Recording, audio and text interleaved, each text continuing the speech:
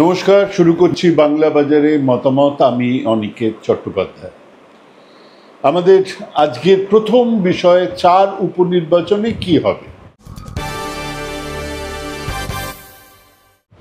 এমন কিছু লাখ টাকার প্রশ্ন এটা নয়, কারণ আমাদের হাতের সামনেই রয়েছে কদিন মাত্র কদিন আগেই হয়ে যাওয়া লোকসভা ভোটের ফলাফল।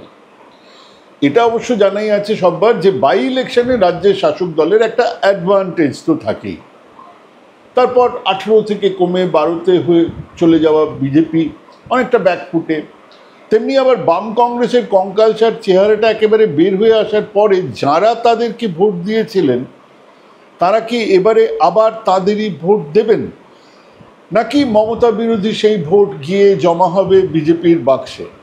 এই হিসেবটা মাথায় রাখতে হবে এবং এবারে এই হিসেবটা বোঝা যাবে খানিকটা। উত্তর কলকাতার মানিকতলা কেন্দ্রের কথায় আসা যাক। এখানে তৃণমূলের প্রার্থী শক্তি পাণ্ডে তাঁর প্রচারের জৌলুস সব ঢেকে দিচ্ছে। ওদিকে কল্যাণ চৌবের হয়ে একেবারে শেষ মুহূর্তে কিছুটা হলেও বিজেপি নেমেছে, কিন্তু কোথাও তেমন সাড়া শব্দ নেই। কেন? 2021-এ এই কেন্দ্রের তৃণমূলের জয়ের ব্যবধান ছিল 20,000-এর বেশি। সেটা এবারে এই লোকসভায় কমে এসে দাঁড়িয়েছে 3,500। কেন? উত্তর তাপস রায় এবং কিছু তৃণমূল নেতা সমর্থকদের বদান্যতা। সেটা বাই ইলেকশনে, তাও আবার কল্যাণ চৌবের জন্য হবে না, হবে না। খুব কম হলেও 12-14 হাজারের ব্যবধানে তৃণমূল এখান থেকে জিতবে। শেষ রাতে বেড়াল মারার মতো কুণাল ঘোষ কল্যাণ চৌবের ফোন রেকর্ড বাজারে ছেড়ে দিয়েছেন, যাতে সাফ বোঝা যাচ্ছে যে সাবোতাজ করার জন্য ওনাকে অফার দিচ্ছিলেন কল্যাণ চৌবে। কেবল একটা খটকা রয়ে গেল যে আরও বড় কোনো অফার অন্য কারোর কাছে যায়নি তো, তিনি সেই অফার নিয়ে বসে আছেন না তো, সাবোটাজ হবে না তো। এই আসনে এককালে কমিউনিস্ট পার্টির ইলা মিত্র জিতেছিলেন, অবশ্য সেই 72-এ যেবার ভোট লুট হয়েছিল। পরে সিপিআইএমের শ্যামল চক্রবর্তী এখান থেকে জিততেন, তারপরে রূপা বাগচি। কিন্তু এখন সিপিআইএম জামানত বাঁচাতে পারে না, এবারেও পারবে না। চলুন বাগদা 2024-এ বনগাঁ লোকসভার বিধানসভা ভিত্তিক হিসেব বলছে প্রায় 20,000-এর বেশি ভোটে এখানে বিজেপি প্রার্থী শান্তনু ঠাকুর জিতেছেন, মানে তৃণমূলের থেকে বেশি। কিন্তু এবারের ছবিটা একটু আলাদা। তৃণমূলের প্রার্থী ঠাকুরবাড়ির কনিষ্ঠা মধুপর্ণা ঠাকুর, ওদিকে বিজেপির প্রার্থী বিনয় কুমার বিশ্বাসের গায়ে একটু বহিরাগতের ছাপ। একজন বিক্ষুব্ধ বিজেপি প্রার্থী দাঁড়িয়েও পড়েছে।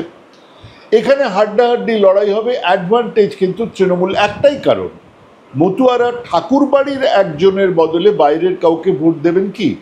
অনেকেই দেবেন, কিন্তু বিজেপির ঠাকুরবাড়ির লয়াল ভোট ভাগাভাগি হবে, যে কারণে শেষ পর্যন্ত হয়তো এই আসনে তৃণমূল জিতে যেতে পারে। অ্যাডভান্টেজ তৃণমূল। চলুন রানাঘাট দক্ষিণ। সেখানে এবারে গতবারের জয়ী বিজেপি বিধায়ক মুকুটমণি অধিকারী তৃণমূলের প্রার্থী, মনোজ কুমার বিশ্বাস বিজেপি আর অরিন্দম বিশ্বাস সিপিআইএমের প্রার্থী। মজার কথা দেখুন, সিপিআইএম সহ প্রত্যেক প্রার্থী মতুয়া সম্প্রদায়ের। হ্যাঁ, এই ছকে এবার কমিউনিস্টরাও। মতুয়া সম্প্রদায়ভুক্ত মানুষ যে আসনগুলোতে সংখ্যাগরিষ্ঠ বা 30-35-40% আছেন, সেখানে কিন্তু মতুয়া প্রার্থী দিতে হবে, এটা বোধহয় নিয়ম হয়ে গেল। এই বিধানসভাতে লোকসভার হিসেব অনুযায়ী এই কেন্দ্রে 37,000-এর বেশি ভোটে হেরেছে তৃণমূলের ওই মুকুটমণি অধিকারী। এবারে আলাদা খুব কিছু হওয়া সম্ভব নয়। ব্যবধান কিছুটা কমতে পারে। মনোজ কুমার বিশ্বাস কৃষ্ণনগরের ইত্যাদি প্রচারে কি খুব কাজ হবে? সিপিএম কি প্রচুর ভোট কাটতে পারবে? এসব যদির ওপরে খুব একটা নির্ভর করবে না এই রানাঘাট দক্ষিণের ফলাফল। অঘটন না ঘটলে, যার সম্ভাবনা ভীষণ কম, এই আসন বিজেপির কাছেই থাকবে। এবারে রায়গঞ্জ। ইন্ডিয়া জোট হলে কিন্তু বিজেপি এখানে উড়ে যেত, কিন্তু জোট তো নেই, বরং এক সুভদ্র মানুষ মোহিত সেনগুপ্ত কংগ্রেসের প্রার্থী। ওদিকে গতবারের বিজেপি বিধায়ক কৃষ্ণ কল্যাণী এবারে তৃণমূলের প্রার্থী। আর মানস ঘোষ লোকসভাতে কার্তিক পালের ইলেকশন এজেন্ট, এবারে বিজেপির প্রার্থী। তিনিও আর এক দল বদলু। তো যাই হোক, দুই দল বদলুর মধ্যে একজন সুভদ্র মানুষ আছেন।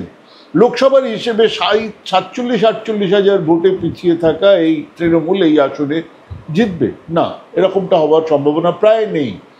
কিন্তু এই আসনে তৃণমূল আর কংগ্রেসের জোট হলে সমস্ত হিসেব উড়িয়ে দিয়ে ইন্ডিয়া জোটের জয় কিন্তু হতো। এবারে এই আসনে অনায়াসেই জিতে যাবে বিজেপি। কৃষ্ণ কল্যাণী লড়বেন, ওনার প্রচুর টাকা আছে, ওনার একটা ইমেজ আছে, উনি গতবারে বিজেপির হয়ে জিতেছেন, সবই, কিন্তু ওখানে কোর ভোটার বিজেপির দিকে ট্রান্সফার হয়ে গেছে, সেটা খুব একটা আলাদা কিছু হবে না। 3 নম্বর আমাদের 3-1 ছিল আর কি খেলার রেজাল্ট। 3টে আসন ছিল বিজেপির কাছে আর একটা আসন ছিল তৃণমূলের কাছে। সাধন পাণ্ডে জিতেছিলেন মানিকতলা থেকে। এবারে 2-2 হয়ে যেতে পারে।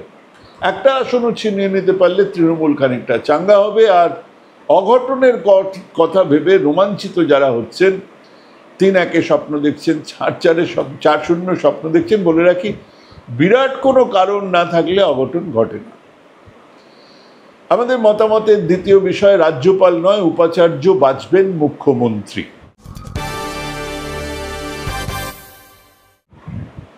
এক বছরেরও বেশি সময় ধরে এক অদ্ভুত ধ্যাসটামো আমরা দেখেই যাচ্ছিলাম। বিভিন্ন বিশ্ববিদ্যালয়ে উপাচার্য নিয়োগ নিয়ে এক অকারণ জটিলতা। রাজ্য সরকার, শিক্ষা দপ্তর আর রাজ্যপাল দুধারে ষাঁড়ে যেমন লাল কাপড় দেখলে খেপে যায়, আমাদের রাজ্যপাল সেই হাতে খড়ি দেবার কিছুদিন পর থেকেই রাজ্য সরকার, মুখ্যমন্ত্রী শুনলেই খেপে যান। উল্টো দিকের ছবিটা প্রায় প্রতিবিম্ব, একেবারে এক। আর 2 বিবাদমানের মহাসংগ্রামের মধ্যে পড়ে থাকে রাজ্যের শিক্ষা ব্যবস্থা। ইনি উপাচার্য বসিয়ে দিলে উনি মাইনে দেওয়াই বন্ধ করে দেন, উনি বসালে ইনি খুর ঘষতে থাকেন।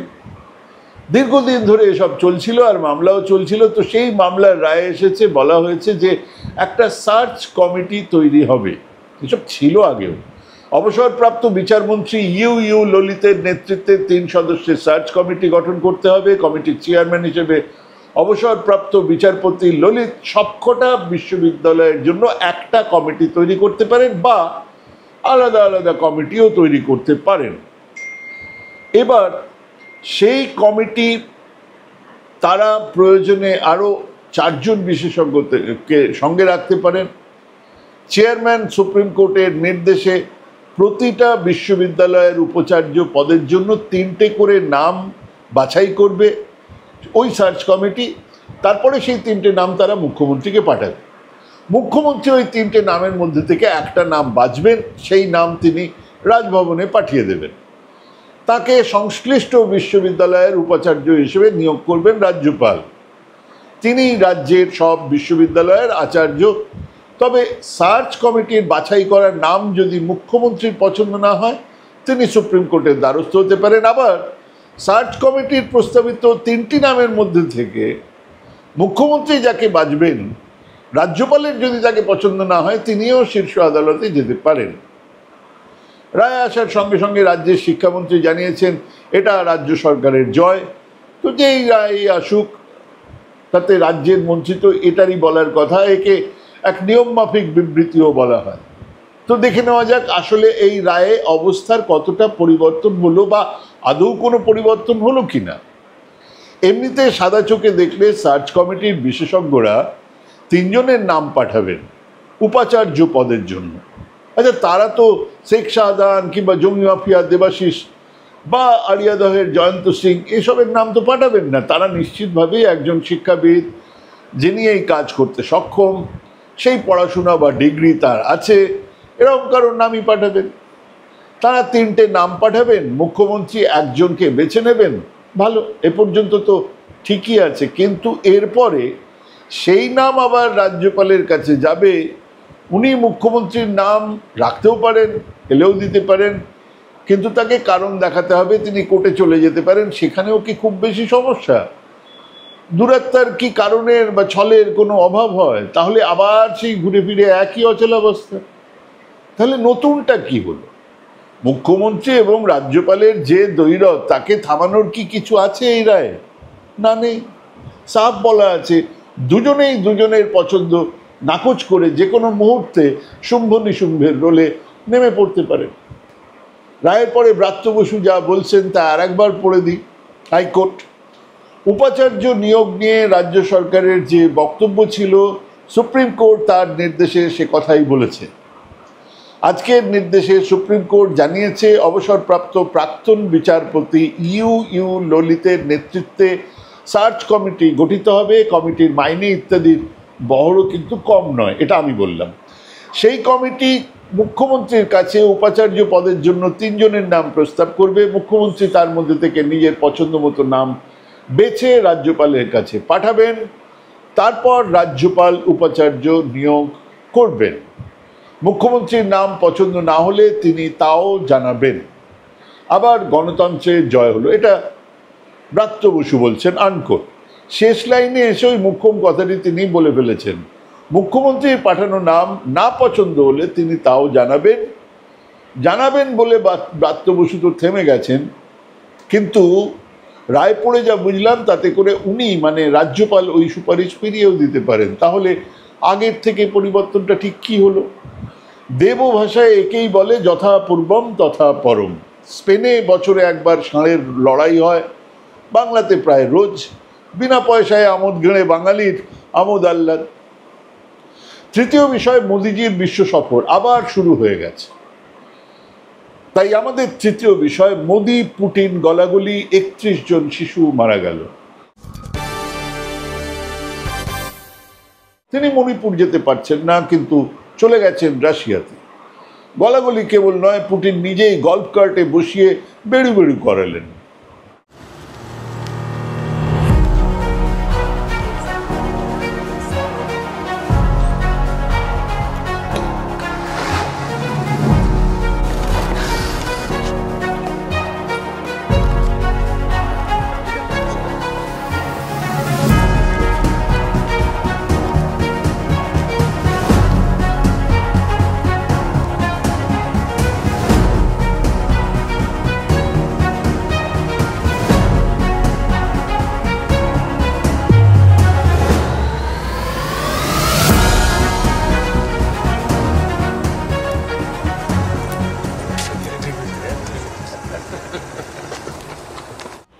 রাশিয়াতে বিভিন্ন চুক্তি ইত্যাদি তো হবে, কিন্তু চীন রাশিয়ার সম্বন্ধ নিয়ে ভারতের সন্দেহ আর দুশ্চিন্তা কি দূর হবে? সম্ভব নয়, কারণ সামরিক এবং অর্থনৈতিক দিক থেকে রাশিয়ার কাছে চীন অনেক বেশি প্রয়োজনীয়। অন্যদিকে চীনের ভারত সীমান্ত বরাবর সৈন্যবাহিনী রাখা, রাস্তাঘাট, ক্যাম্প ইত্যাদি তৈরি করা নিয়ে রাশিয়া একটা কথাও আজ পর্যন্ত বলতে রাজি হয়নি। কিন্তু ভারতের সঙ্গে বাণিজ্য সম্পর্ক টিকিয়ে রাখতে চায় রাশিয়া। সেসব নিয়ে আলোচনা হবে এবং তারপর মোদিজি চলে যাবেন অস্ট্রিয়া, ব্ল্যাক ফরেস্ট দেখবেন, এইসব ব্যাপার। ওনার মধ্যে এক পরিব্রাজক আছে। কিন্তু ওই যখন পুটিনের সঙ্গে গলাগলি করছেন, ঠিক তখন ইউক্রেনের এক শিশুদের হাসপাতালে বোমা পড়ল, ফেলল পুটিন বাহিনী, মারা গেলেন 31 জন শিশু। A missile hit or fragments of it. After the strike, hundreds of local residents flocked to the hospital for medical assistance. Svetlana and her husband Vladimir emerged from the hospital bomb shelter. Their 2-month-old baby was unharmed, but Svetlana suffered cuts.